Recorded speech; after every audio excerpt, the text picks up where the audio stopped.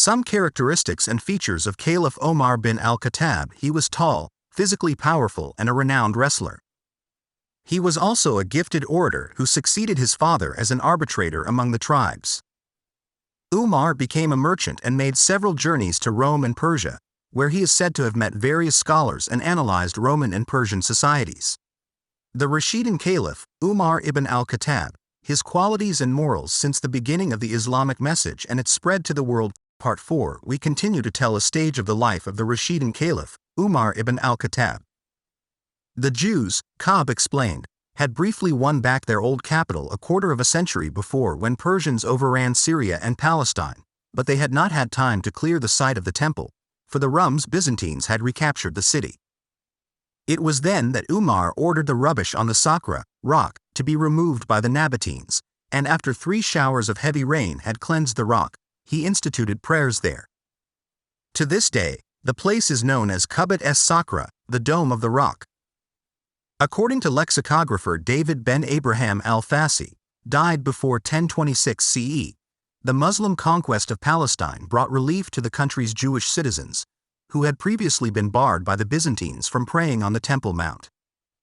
The military conquests were partially terminated between 638 and 639 during the years of Great Famine in Arabia and plague in the Levant.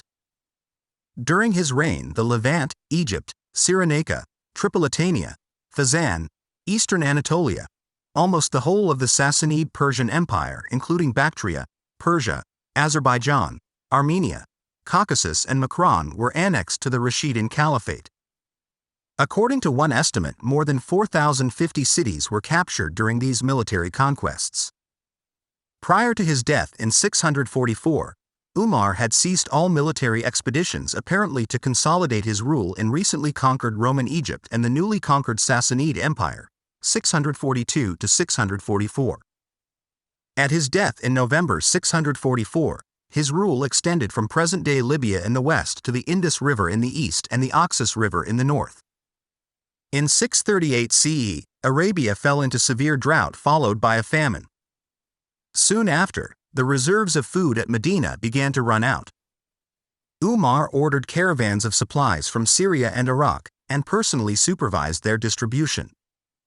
His actions saved countless lives throughout Arabia. The first governor to respond was Abu Ubaidah ibn al-Jarrah, the governor of Syria and supreme commander of the Rashidun army.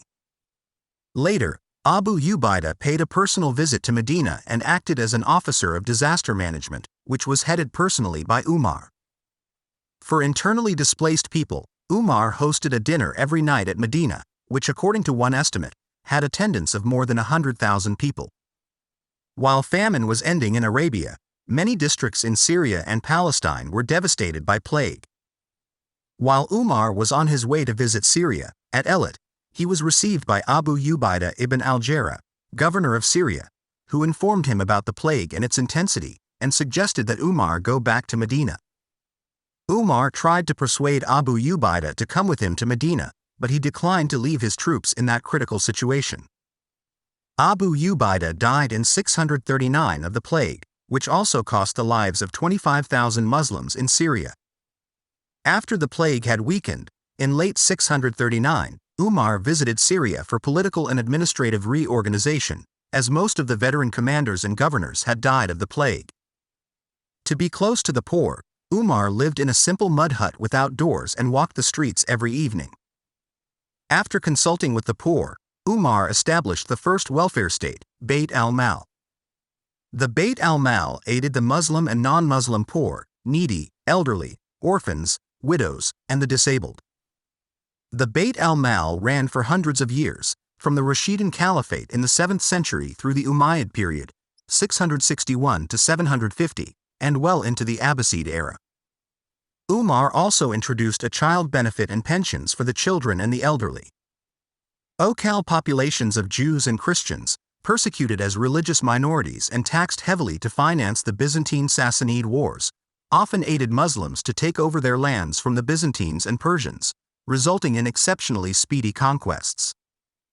As new areas were attached to the caliphate, they also benefited from free trade, while trading with other areas in the caliphate to encourage commerce. In Islam, trade is not taxed, but wealth is subject to the zakat. Since the Constitution of Medina, drafted by Muhammad, the Jews and the Christians continued to use their own laws in the caliphate and had their own judges. In 644, Umar was assassinated by a Persian slave named Abu Lu'lu'a Firuz. I stop at this point today. Until next time, stay curious, stay informed, and keep exploring the world's incredible stories. Soon we will publish Part 5. Thank you for watching.